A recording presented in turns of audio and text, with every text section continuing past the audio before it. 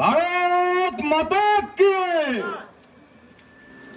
আজ এই আশ্রম মোড়ে যে আমাদের নির্বাচনী প্রাক্কালে যে পথসভা চলছে, এই পথসভায় উপস্থিত রয়েছেন আমাদের বঙ্গ বিজেপির নেতা তথা কাকদ্বীপের ভূমিপুত্র দীপঙ্কর জানা মহাশয়, দক্ষিণ 24 পরগনা জেলার বিভাগের কনভেনার।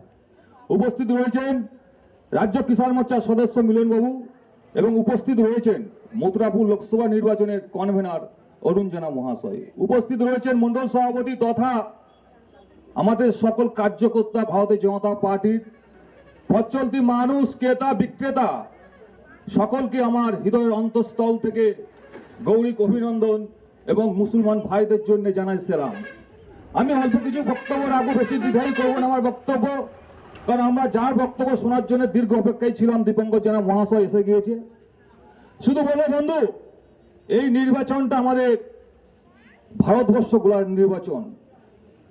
আপনারা জানেন কংগ্রেস 70 বছর এই ভারতবর্ষে রাজত্ব করেছিল।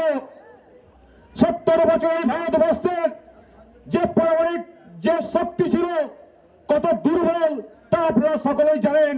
আমরা বিশ্বযুদ্ধ দেখেছি, ভারতের কত সৈনিক কত যুবক আমাদের ভারতবর্ষের প্রাণ দিয়েছে। আজ মাননীয় নরেন্দ্র মোদীজি রাফাল থেকে শুরু করে, সম্মেলন থেকে শুরু করে, কালি থেকে শুরু করে এত শক্তিশালী যুদ্ধ ক্ষেপণাস্ত্র আমাদের ভারতবর্ষে মজুত করেছে, যার থেকে চীন, পাকিস্তান, আফগানিস্তান সকলে ভয়ে কম্পমানিত হয়। এটাই আমাদের গর্ব। এই ভারতবর্ষকে আরো শক্তিশালী, আরো বিশ্বের উন্নত মানের জায়গায় পৌঁছানোর জন্য এই নির্বাচনে আমাদের ভারতের জনতা পার্টিকে ভোট দিতে হবে বন্ধু। আর আমরা যদি এই ভোটটা কোনো কারণে তৃণমূল বা কংগ্রেস বা সিপিএম কে দিই, তাহলে এই ভোটটা আমাদের নষ্ট হবে। এটা আমাদের জানতে হবে বন্ধু। এই জন্য বলি বন্ধু, দড়ি ধরে মরটান রানী হবে খান খান, দড়ি ধরে মরটান রানী হবে খান খান। শুধু সময়ের অপেক্ষায় আপনারা সকলে জানেন দিল্লির যে মুখ্যমন্ত্রী অরবিন্দ কেজরিওয়াল এখন জেলে, আর ভাইপো পশ্চিমবাংলায় ঘুরছে বেলে। তবে বেল আর থাকবে না। এই লোকসভা নির্বাচনের পর ভাইপো যাবে জেলে। আর যতগুলো শিক্ষা থেকে স্বাস্থ্য থেকে শুরু করে যত তিহারে আছে, ভাইপো এবং ভাইপোর পিসি দুজনেই যাবে জেলে, সন্দেহের কোনো কারণ নেই বন্ধু। আর এখন আমরা দেখি কি বলুন তো, বিজেপি করে বলে বিজেপির ছেলেদের মারধর করে এই তৃণমূলরা। আরে মারবি কত, মার ঝরাবি কত রক্ত, প্রতি রক্ত বিন্দু থেকে জন্ম নেবে ভারত মায়ের ভক্ত। আমরা দেখেছি, আপনারাও দেখেছেন, 2 থেকে 77 আর 1 থেকে 18 পর্যন্ত আমাদের এমপি যত মেরেছেন ভারতীয় জনতা পার্টির কার্যকর্তাদেরকে, তত হচ্ছে মানুষ তোমার দিক থেকে মুখ ফুরিয়ে নিয়েছে। অতএব আমি আশা রাখবো বন্ধু, এই লোকসভা নির্বাচনে তৃণমূলের যে ছোট খাটো মেচারি যে গুন্ডার বদমাস গুলো গ্রামে গ্রামে ঘুরছেন, এখনো পর্যন্ত সতর্ক হয়ে যান। যদি ওয়েন মেরে চমকে বিজেপিকে রুখবেন, তাহলে জীবনে ভুল করবেন। আপনার জন্য সাদা এবং কালো দুখানা ডায়েরি তৈরি হচ্ছে, আমাদের প্রতি বুধে বুধে আমাদের বুথ সভাপতিরা দেখছে আপনারা কারা কি করছেন। অতএব বন্ধু সাবধান, সাবধান বন্ধু, কারণ আপনাকে বাঁচতে হবে, আপনাকে থাকতে হবে আপনার এলাকায়। দিন তো ঘুরবে, সূর্য যেমন ওঠে সূর্য তেমন অস্ত যায়। যেমন এই 34 বছরে হার হাইম করা লাল সন্ত্রাসকে পশ্চিমবাংলা থেকে তৃণমূল তাড়িয়েছে, আর আপনাকে ভারতের জনতা পার্টি পশ্চিমবাংলা থেকে তাড়াবে, এইটাও আপনাদের জানা খুবই প্রয়োজন রয়েছে। অযথা ঘরের খেয়ে গ্রামে বিজেপি করে সিপিএম করে মারতে হবে, এই রাজনীতি মন থেকে ধুয়ে দেন। কারণ এবার 400 পর মোদীজির কমিটমেন্ট থাকবে বন্ধু। অতএব এখনো পর্যন্ত আপনাদের শুধরানোর টাইম আছে, শুধরান।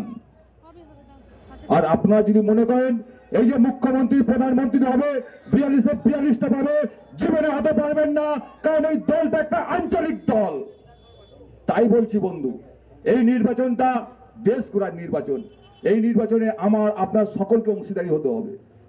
এই তৃণমূলের যে তোলাবাজ গুন্ডার বদমাস যারা দেখবেন একদিন সাইকেল নিয়ে ঘুরতে, তারা এখন বাইক নিয়ে ঘুরছে। আর যেই তৃণমূলের নেতারা ছিল এক টিনের ঘর খোলার চাউনি, সে এখন করেছে অট্টলিয়া। এই তো পরিবর্তন। মমতা ব্যানার্জি বলেছিল বদলানোর বদল চাই। আমরা এখন কি দেখছি? বদল কিছু হয়নি, বদলাই হচ্ছে। আর বদল হয়েছে কি জানেন? এই সব তৃণমূলের ছোটখাটো মাঝারি নেতাদের বদল হয়েছে। এদের পরিবর্তন, এদের উত্থান দেখলে হচ্ছে আপনি অবাক হয়ে যাবেন। আপনারা সকলে দেখেছেন এই পশ্চিমবাংলায় শিক্ষা, স্বাস্থ্য, সংস্কৃতি কি রেখেছে। পশ্চিমবাংলায় আগে রবীন্দ্রসঙ্গীতের ধুন, মস্ত ধুন, রবীন্দ্রসঙ্গীতের আকাশ বাতাস কম্প প্রভাবিত হতো। আর এখন আমরা পশ্চিমবাংলার বুকে দেখি বন্দুক গুলি আওয়াজে আকাশ বাতাস কম্প প্রভাবিত হচ্ছে। এটা হচ্ছে পশ্চিমবঙ্গের পরিবর্তন করেছে।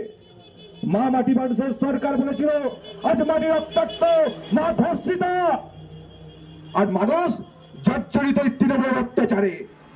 তাই বলছি বন্ধু, মমতা ব্যানার্জি যে শপথ নিয়ে আজ পশ্চিমবাংলায় এসেছিল সেই শপথটা আপনারা শুনেন। আমি তো আমার শপথ রেখেছি অক্ষরে অক্ষরে, যারা প্রতিবাদী তাদের প্রাণ দিয়েছি নরক করে।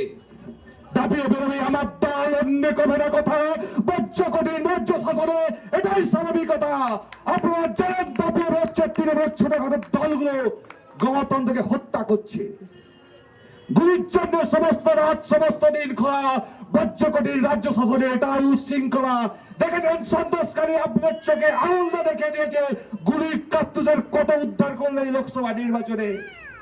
যে মনে মনে যা প্রাণ সক্ষ, আমি তো রাজ্যই সমাজ জীবন দিয়েছি নরক করে। যুব সমাজ পশ্চিমবাংলার বুকে এদের জীবনকে নরক করে দিয়েছে। তার একটা প্রমাণ রেখে আমি আমার বক্তব্য শেষ করব বন্ধুরা। আর এইটা আপনারা হৃদয়ের মধ্যে ঢুকিয়ে দেবেন যে পশ্চিমবাংলার যুব সমাজটাকে কিভাবে শেষ করেছে এই মমতা ব্যানার্জি